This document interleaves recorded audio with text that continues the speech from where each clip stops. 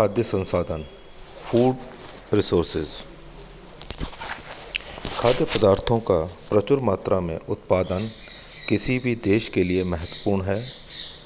कृषि द्वारा उत्पन्न किए जाने वाले अन्न, फल, मांस, मछली इस श्रेणी में आते हैं।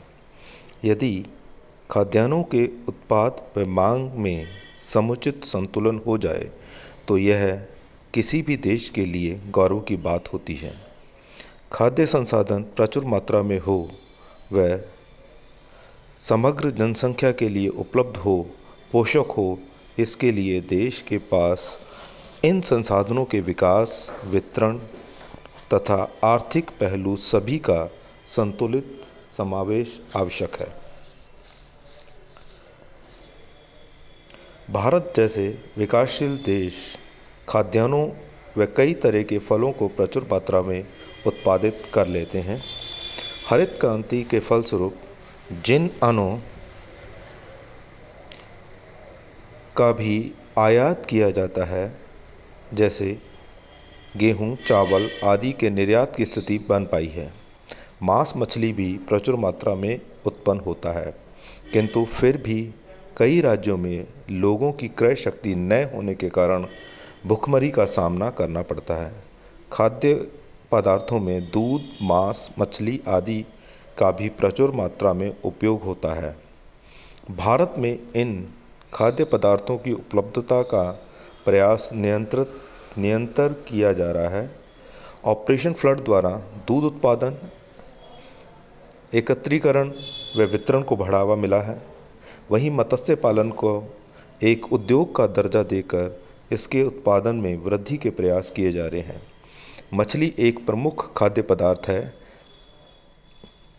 इसके मुख्य उत्पादक देश चीन, सोवियत संघ व जापान हैं।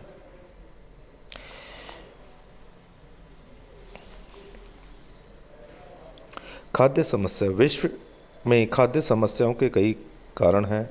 भौगोलिक परिस्थिति, मात्रात्मक कारण, गुणात्मक, वितरण प्रणाली, आर्थिक पक्ष, प्राकृतिक आपदाएं। भौगोलिक परिस्थिति।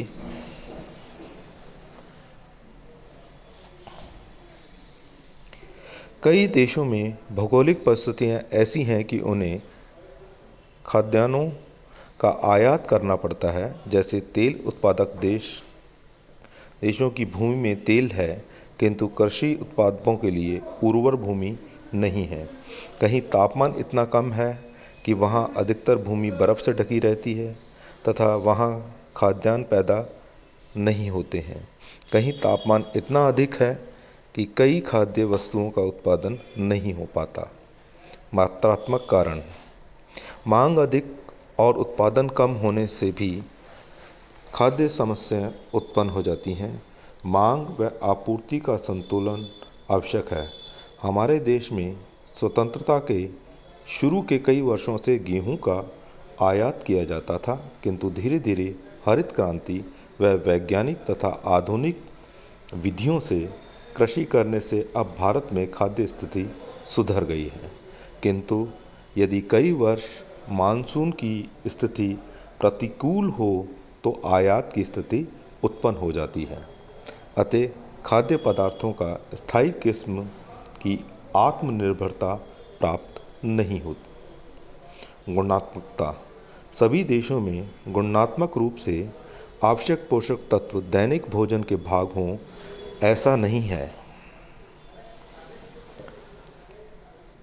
एक संतुलित भोजन में प्रोटीन, विटामिन, कार्बोहाइड्रेट व खनिज पदार्थ आवश्यक हैं, किंतु विश्व में कई ऐसे देश हैं जहां किसी न किसी पोषक तत्व की कमी होती है।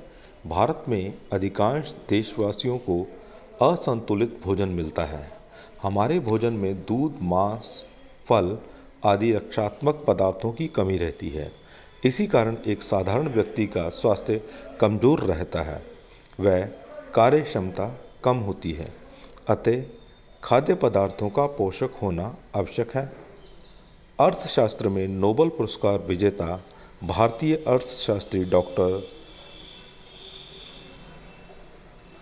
सेन के अनुसार भारत में ग्रामीण जनता का लगभग 1/3 भाग सदैव भूख व कुपोषण का शिकार रहता है। उनके अनुसार यहाँ लोग भूख से नहीं मरते बल्कि कुपोषण से मरते हैं। वितरण प्रणाली। खाद्य पदार्थों की उत्पादकता तो हो, किंतु यदि वितरण प्रणाली सही न हो तब भी खाद्य समस्या उत्पन्न हो जाती है। अतः खाद्य संसाधन व अप्रयुक्त परिवहन, वितरण आदि भी आवश्यक कारक है। आर्थिक पक्ष। खाद्य संसाधनों की पूर्ति के लिए आर्थिक पक्ष का मजबूत होना आवश्यक है। धनी देश जैसे तेल निर्यात देश, विकसित देश धन के बलबूते पर हर प्रकार का पोषक पदार्थ, खाद्य पदार्थ खरीद सकते हैं। दूसरी ओर हमारे जैसे विकासशील देशों में उपलब्ध होते हुए भी कई महंगे किंतु आवश्यक पोषक पदार्थ कई लोग नहीं खरीद सकते व कुपोषण से ग्रसित रहते हैं। प्राकृतिक आपदाएं। कई बार विनाशकारी बाढ़, भूकंप, सूखा, भूस्खलन, आंधी, तूफान, टिड्डी दल या किसी बीमारी के प्रकोप आदि के कारण बोई हुई फसलें, तैयार फसलें एक साथ नष्ट हो जाती हैं, जिससे खाद्यान्न संसाधनों में कमी आ जाती है। भारत में खाद्य समस्या के कई कारण हो सकते हैं, जैसे जनसंख्या में अत्यधिक वृद्धि, खाद्यान्नों के संग्रह की प्रवृत्ति, दीर्घकालीन व प्रभावपूर्ण खाद्य नीति का अभाव, प्राकृतिक आपदाएं, उपभोग के स्वरूप में परिवर्तन।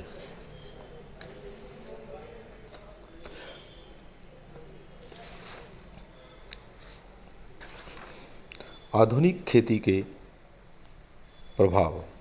वैज्ञानिक तरीकों से खेती करने से हरित क्रांति हुई है, खाद्यान्नों के उत्पादन में वृद्धि हुई है। एक दशक पहले तक जहां गेहूं, चावल जैसे अनाजों का आयात होता था, वहीं अब खाद्यान्नों से भरा आत्मनिर्भर भारत बन गया है। पिछले 50 वर्षों से खाद्यान्नों में उत्पादन की स्थिति काफ़ी बढ़ गई है।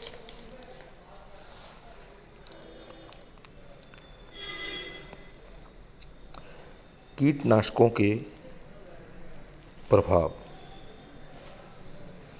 जहां आधुनिक तरीकों से खेती के अच्छे प्रभाव हैं, वहीं अधिक मात्रा में रासायनिक खादों व कृमिनाशकों, कीटनाशकों से पर्यावरण व मानव जीवन पर विपरीत प्रभाव भी पड़ रहा है।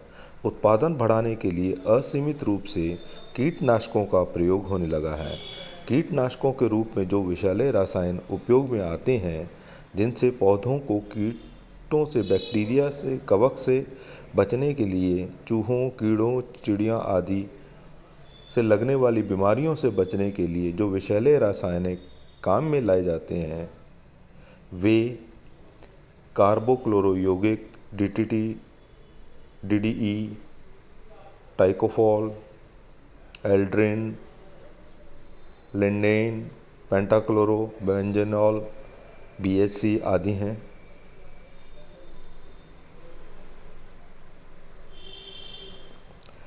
कार्बनिक फॉस्फोरस यौगिक।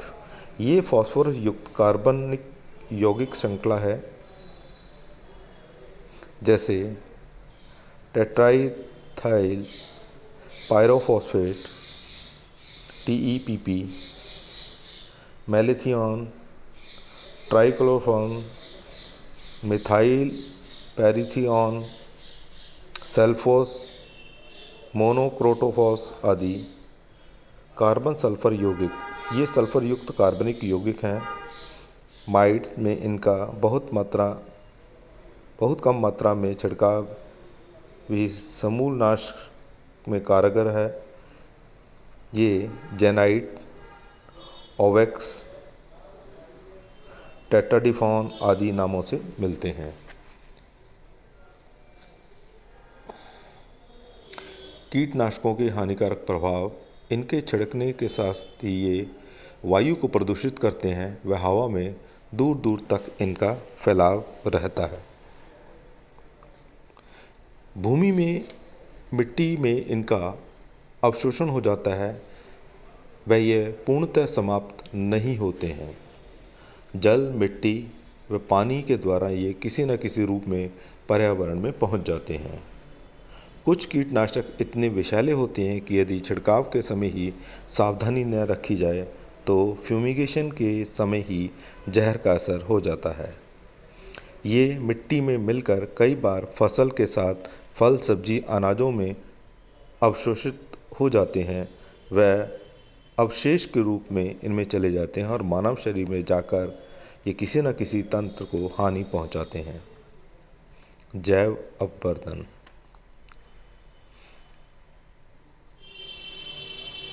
जैव आवर्धन द्वारा इनके अवशेष की सांद्रता एक से दूसरे पोषक स्तर में घटने के बजाय बढ़ जाती है, क्योंकि कीटनाशक पदार्थ जल में अविलय तथा वसा में विलय होते हैं।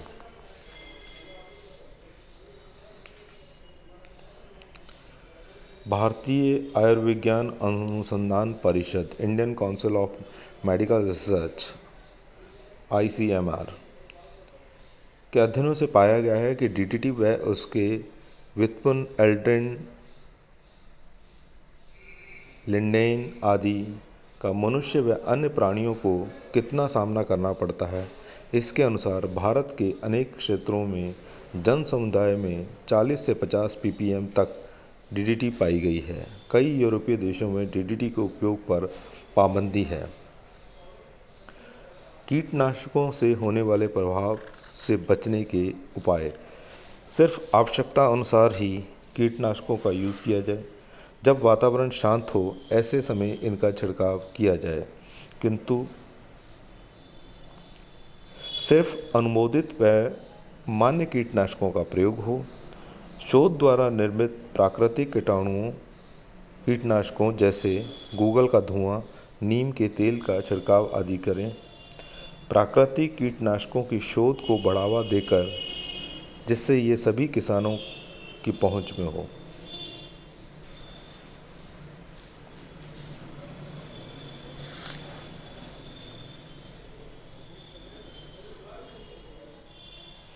उर्वरकों के उपयोग जनित समस्याएं। रासायनिक उर्वरक विभिन्न फसलों में तथा फलों के बगीचों में प्रयुक्त होते हैं। ये अधिकतर अमोनियम के नाइट्रेट्स, फॉस्फेट्स, यूरिया व उसके व्युत्पन्न या पोटाश आदि होते हैं। ये मृदा की नाइट्रोजन व फास्फोरस की कमी को पूरा करते हैं, जो कि फसलों के लिए लाभदायक होते हैं। नाइट्रोजन उर्वरकों के उपयोग में भारत का विश्व में चौथा व फास्फोरस उर्वरकों में छठा स्थान है, किंतु अत्यधिक उपयोग से मृदा में अघुलनशील पदार्थ जैसे कैल्शियम सल्फेट आदि बनकर अनउपजाऊ बनाते हैं।